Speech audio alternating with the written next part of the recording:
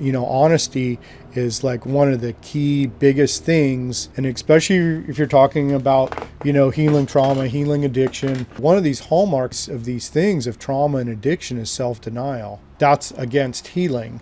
And if we're going to heal, we have to know the truth. We have to know the challenge. So we can't lie to ourselves and still address the challenge. That honesty, that real, true, deep honesty, transparency is critical to our wellness and our growth, because we're not being honest with ourselves.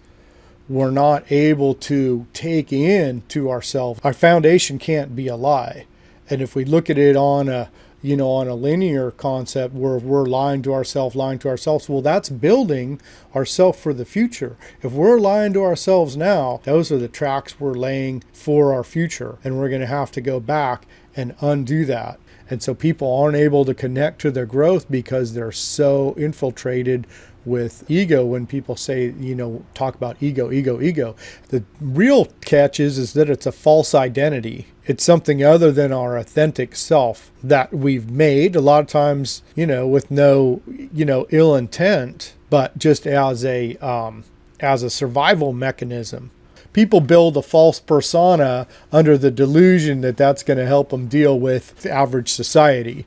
And it's actually not accurate.